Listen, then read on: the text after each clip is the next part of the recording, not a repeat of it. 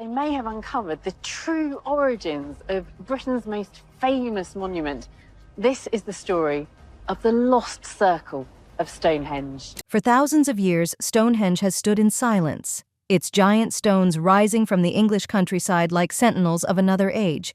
It has baffled travelers, scholars, and scientists alike. Who built it? How was it made without modern tools? And, most importantly, why was it built in the first place? Blue stones are much smaller than the great big stones of Stonehenge. They're generally not much bigger than the human frame. Generations have offered answers. Some said it was a temple to the gods, others believed it was a burial ground, a place of healing, or even the work of giants and wizards. To many it felt less like human craftsmanship and more like something otherworldly, a monument touched by forces beyond imagination. But now, after decades of digging, scanning, measuring, and testing, scientists say they have finally uncovered evidence that rewrites everything we thought we knew about Stonehenge. What they found hidden in the stones, beneath the soil, and even in the way the monument interacts with light and sound is nothing short of astonishing. Join us as we uncover what scientists have finally discovered. The Stonehenge mystery, finally solved. For centuries, Stonehenge has been shrouded in mystery. Its massive standing stones and the smaller blue stones have sparked endless debate among historians and archaeologists. Where did they come from? And how did they get here? Now, one of the site's biggest puzzles, the origin of these smaller stones, may at last have an answer. And the breakthrough comes from an unlikely source, a single rock known as the Newall Boulder. This football-sized stone was dug up about 100 years ago, and ever since it has divided experts. Was it carried to the site naturally, dragged along by glaciers from Wales thousands of years ago? Or was it deliberately transported by humans, dragged and hauled across more than 125 miles, over 5,000 years ago? A research team led by Professor Richard Bevans of Aberystwyth University set out to solve the mystery. Using cutting-edge geochemical testing and microscopic analysis, they compared the Newall Boulder with stones from Craig Rosy Phelan, a rocky outcrop in North Pembrokeshire, Wales. What they discovered is rewriting everything we thought we knew about Stonehenge. The results were astonishing. The Newall Boulder turned out to be a perfect geological match to the Welsh source, with no trace of it being a glacial erratic. In other words, it wasn't simply dropped there by retreating ice. Instead, the evidence shows it was almost certainly transported by Neolithic people, who were already quarrying stone in that part of Wales as far back as 3000 BCE. The chemical fingerprint sealed the case. Identical levels of thorium and zirconium linked the Newall Boulder, along with other fragments found at Stonehenge, directly to Craig Rosy Phelan. And that wasn't the only surprise. The research also revealed that another buried stone on the site, known as Stone 32D, wasn't made of spotted dolerite, as previously believed, but the very same foliated rhyolite as the Newall Boulder. This distinctive rock type, with its surface coated in calcium carbonate from centuries underground in chalk soil, provided even more proof that these stones were deliberately transported, not scattered by ice. Moving them, some weighing more than 3 tons, over 125 miles from Wales to Salisbury Plain, would have been an extraordinary achievement for Neolithic builders. Most archaeologists now believe this was exactly what happened. But not everyone agrees. Geologist Dr. Brian John continues to argue that glaciers carried the stones, pointing to what he sees as ice scrape marks. Yet the new findings challenge that view, suggesting those marks could just as easily be the result of natural weathering. And perhaps the strongest piece of evidence? If glaciers had carried the stones, similar rock fragments should be scattered widely across the plain, but they aren't. They exist only at Stonehenge, and to researchers, that speaks louder than anything else. The latest research doesn't just question Dr. Brian John's glacier theory, it completely dismantles it. The team behind the study was blunt, saying his claims have no basis in evidence and that presenting them as fact is simply misleading. Their argument is straightforward. Stonehenge itself is the proof. If this monument still stands, it's because Neolithic builders deliberately moved the stones into position. some weighing as much as 40 tons. Unless we believe these gigantic slabs just happened to fall into place perfectly by chance, the only conclusion is that people transported them, whether just a few meters or across hundreds of miles. And here's the key point. If they were capable of moving the sarsens, the largest stones, towering over 7 meters high and weighing more than 20 tons each, then transporting the smaller blue stones, at 2 to 3 tons each, would have been a far less daunting task. We already know where the sarsens came from, West Woods in Wiltshire, about 20 miles away, but even more astonishing is the altar stone. Evidence shows it was brought all the way from Scotland, nearly 470 miles to the north. That fact alone proves that long-distance stone transport was not only possible in the Neolithic era, but actually achieved. We may never know the exact techniques they used, but history provides some clues. In more recent times, indigenous communities around the world have moved massive stones using nothing more than ropes, wooden sledges, and carefully built trackways, all tools that would have been available to the builders of Stonehenge. And that's what makes Stonehenge so extraordinary. While most stone circles of the Neolithic era were built using whatever rocks lay nearby, Stonehenge was different. Every stone was deliberately chosen and brought from afar. This suggests the monument wasn't just a ceremonial site. It may have been a unifying project for ancient Britain, a political and spiritual statement carved in stone, connecting communities to their ancestors and to the cosmos itself. The new study leaves little room for doubt. The blue stones weren't delivered by ancient ice, they were carried by human hands. Which leaves us with a deeper question.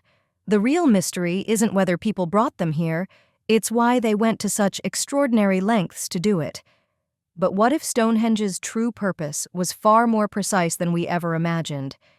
Keep watching, because the answer may reveal that this monument was designed not just as a circle of stones, but as a working solar calendar. For thousands of years, people have gazed at Stonehenge and asked the same question: what was it really built for? Thanks to new research, we may finally have part of the answer. And it's not just about rituals or burials. According to Professor Timothy Darvill of Bournemouth University, Stonehenge may have functioned as one of the world's very first and most accurate calendars. In a study published in the journal Antiquity, Darvill argues that the massive sarsen stones, the largest in the monument, were deliberately arranged to create a simple and elegant perpetual calendar based on the solar year of 365.25 days. His analysis shows that the sarsens forming the Great Trilithons, the sarsen circle, and the station stone rectangle were all set in place between 2620 and 2480 BCE, and amazingly, they've remained in those exact positions for over 4 millennia.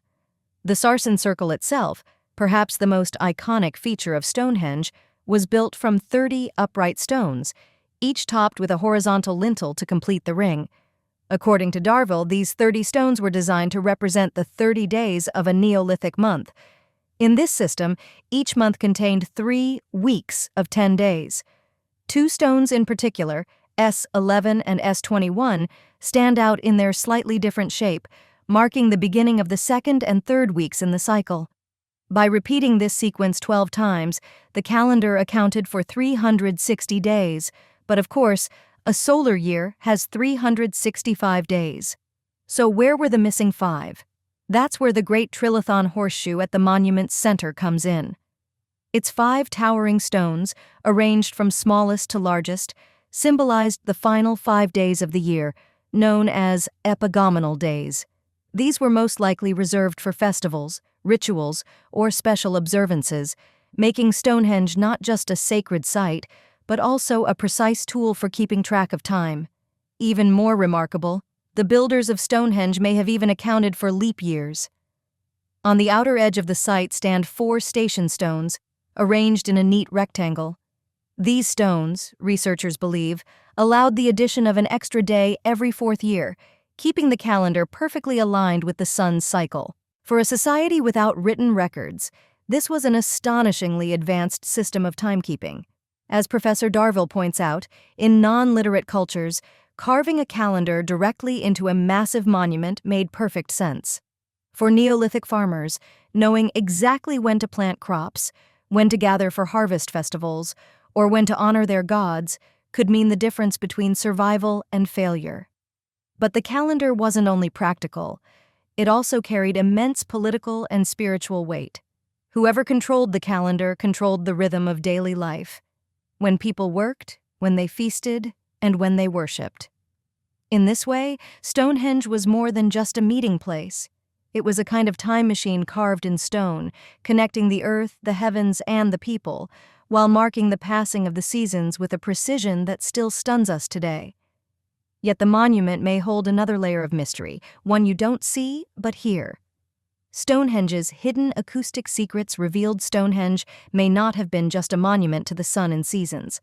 A new study by acoustic engineers at the University of Salford suggests it was also built to shape sound in extraordinary ways.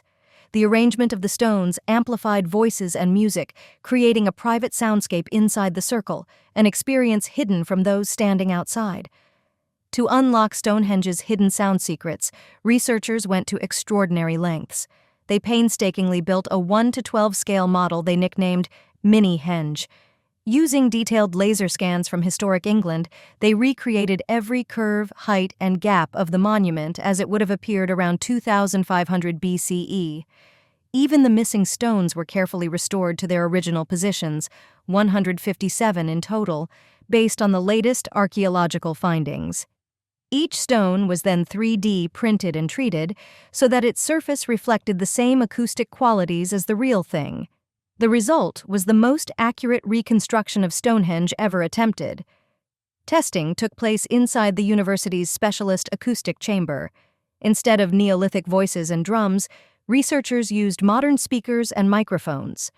And because the model was smaller in scale, all sounds had to be played back at 12 times their normal frequency, pushing them into the ultrasonic range.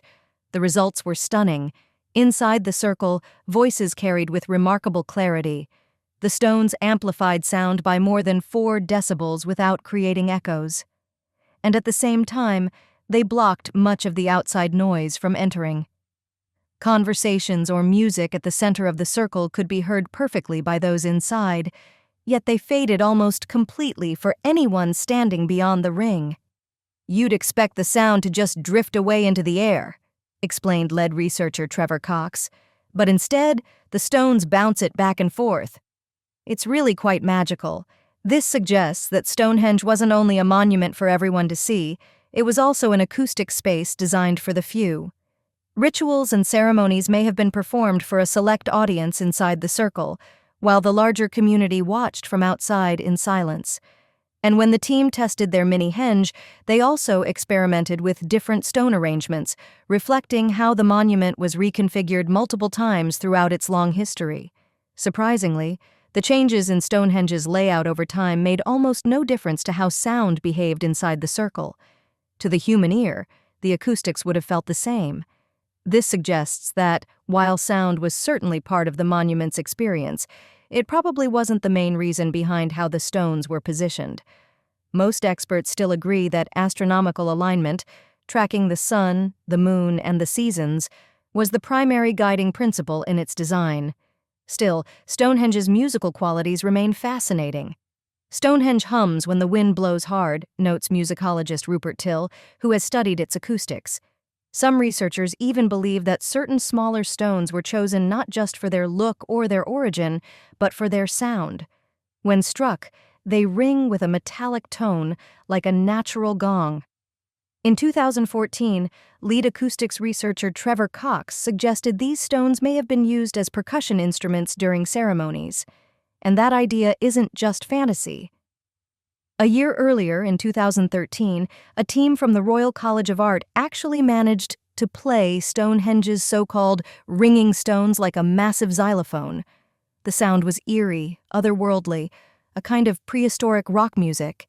Their study, published in Time and Mind, the Journal of Archaeology, Consciousness, and Culture, concluded that these effects were likely even stronger in ancient times, before many of the stones were reinforced with modern concrete, which has since dulled their natural vibrations. If that's true, Stonehenge wasn't just a calendar in stone or a sacred observatory. It was also a performance space, a theater where sight and sound merged, where the seasons were marked not only by light in the sky, but by music echoing through the stones. But what if Stonehenge's origins go beyond science altogether? What if its birth is rooted in something magical? Merlin and the magical origins of Stonehenge. Long before lasers, excavations, and chemical analysis, Stonehenge lived in the world of legend. And in those tales, one figure stands above all others: Merlin, the mystical wizard of King Arthur's court, master of spells, dragons, and the hidden forces of nature. According to medieval lore, Stonehenge was never built by human hands at all, but by magic. The story begins in the 5th century, after a brutal massacre of British nobles at the hands of invading Saxons. King Aurelius Ambrosius, uncle of the future King Arthur, wished to honor the slain with a monument unlike any the world had ever seen. Ordinary stone would not suffice. He demanded something eternal, something infused with power. Merlin had the solution. In Ireland, he said, there stood a circle of colossal stones placed there long ago by giants. These stones were no ordinary rocks. They were said to possess mystical healing powers. These legendary stones were said to be the Giant's Ring, their origins traced in myth all the way back to Africa, carried to Ireland by supernatural beings. When King Aurelius Ambrosius heard of their power, he sent an army to bring them back. The soldiers won the battle, but no matter how hard they tried, they couldn't move the massive stones. That's when Merlin stepped forward. With his magic, he lifted the megaliths into the air and carried them across the sea, finally setting them down on Salisbury Plain, where he arranged them into the sacred circle we now call Stonehenge. This tale first appeared in the 12th century in Geoffrey of Monmouth's Historia Regum. Britanniae, a blend of folklore, national pride, and poetic imagination. Yet for centuries, people accepted it as fact. Many genuinely believed giants, wizards, or otherworldly forces must have raised Stonehenge. After all, how else could people thousands of years ago have built such a monument without modern tools or machines? And the Merlin legend is only one thread in a much larger tapestry of myths. Some stories claim Stonehenge was the burial place of kings, Uther Pendragon, father of Arthur, and even Aurelius Ambrosius himself. Others insist it predates the biblical flood, linking it to a lost civilization or the survivors of Atlantis. Even the Romans, when Julius Caesar's armies reached Britain, thought it was the work of ancient Druids. To medieval minds, its flawless design and enormous stones seemed far too extraordinary to be the work of ordinary humans. Myths didn't just explain how it was built, but why it existed, and magic felt like the only possible answer. Today, of course, we know Merlin's role is legend, yet Stonehenge still carries a powerful spiritual pull. Every year, modern Druids and pagan groups gather there during the summer and winter solstices, celebrating the same solar alignments that the ancient builders once marked, and in a way they're closer to the truth than they realize. It wasn't magic, but astronomy. The stone's alignment with the rising sun at the solstice reveals a sophisticated understanding of the heavens. In the end, the real story of Stonehenge isn't about giants or sorcery. It's about generations of people, working over centuries, to create a monument that wove together ritual, mystery, and the cosmos itself. But beyond the myths and the magic lies another clue, one written in the stars: Stonehenge's secret lunar connection. For centuries, we've known that Stonehenge was built with astonishing precision to line up with the movements of the sun. On the summer solstice, the sunrise appears directly over the heel stone at the monument's entrance, casting its golden rays deep into the heart of the circle. In winter, the effect reverses. The sunset slips away in perfect alignment to the southwest. But now, scientists are exploring something even more mysterious: the idea that Stonehenge's builders may have also designed it to track the moon. The key lies in a rare astronomical event called a major lunar standstill. This happens only once every 18.6 years, when the moon rises and sets at its most extreme points on the horizon. It's a slow, cosmic rhythm, so subtle that ancient skywatchers would have needed decades of careful observation to recognize it. With another standstill approaching, researchers from Oxford, Leicester, and Bournemouth universities, working with English Heritage and the Royal Astronomical Society, are preparing to study the event directly from Stonehenge itself. Central to this theory are the 4 station stones, which once formed a large rectangle around the monument. Today, only 2 remain, but many archaeologists believe their original positions may have marked the moon's extreme rise and set points. This year-long project will use the rare alignments to record precise measurements, capture how moonlight interacts with the stones, and test whether Stonehenge was truly designed to honor not just the sun, but the moon as well. Watching the moon's extremes is far trickier than tracking the sun, explained Dr. Amanda Chadburn of the University of Oxford. It takes precise timing, clear skies, and patience. We want to understand what it was really like for the builders to experience these dramatic moonrises and moonsets, and to see how the light and shadows moved across the stones. Evidence suggests that Stonehenge's lunar connection may stretch back to its earliest days. Around 3000 BCE, the site served as Britain's largest Neolithic cremation cemetery. Many burials were placed in the southeast corner, exactly where the moon reaches its most southerly rise during a standstill. Later, around 2500 BCE, the massive sarsen stones and the station stones were added, possibly continuing a tradition that began centuries before. But while the monument was designed to honor the heavens, down on Earth, it has faced centuries of destruction and neglect. Centuries of vandalism and modern threats. Surprisingly, one of Stonehenge's greatest threats hasn't been time or weather, it has been people. Long before it was recognized as a protected heritage site, the monument was slowly dismantled. Up until the 17th century, entire stones disappeared from the circle, hauled away to be used in local building projects. By the 19th century, curious visitors chipped off small fragments of rock to take home as souvenirs. In the 1970s, the annual Free Festival drew huge crowds to Stonehenge. At first, the gatherings caused little damage, but by 1978, authorities had no choice but to fence off the site. Things only escalated in the 1980s and 1990s. Acts of vandalism, including a shocking 1984 incident where the stones were sprayed with purple paint, forced the government to take extreme measures. Barriers were erected, exclusion zones were set up for miles around, and hundreds of police were deployed to protect the monument. For a time, Stonehenge was even closed to the public altogether. The decision sparked outrage, and eventually it was reopened, but vandalism never fully stopped. Even in more recent years, the monument has faced unexpected attacks and modern pressures that continue to threaten its survival. In 2008, for the first time in decades, Stonehenge suffered direct damage when 2 men used a hammer and screwdriver to chip a fragment from the heel stone, no larger than a 10-pence coin. In 2020, fresh controversy surrounded the site when the British Transport Minister approved a long-debated plan to build a tunnel near Stonehenge. Critics fiercely opposed the decision, calling it state-sponsored vandalism. Historian Tom Holland went even further, describing it as unbelievable destruction of the sacred landscape. Despite the outrage, the court ultimately allowed the project to move forward. Even protests have left their mark on Stonehenge. On June 19, 2024, climate activists from Just Stop Oil sprayed 3 of the standing stones with bright orange cornflower paint. English Heritage condemned the act as extremely upsetting and launched an investigation. Thankfully, the powder was later removed without causing lasting damage. So now we want to hear from you. What do you think about what scientists have finally uncovered about Stonehenge? Share your thoughts in the comments below. Thank you for watching. If you enjoyed this video, don't forget to hit like and subscribe. And if you're ready for more, just click on the next video on your screen to catch up on your favorite celebrity stories. See you in the next one.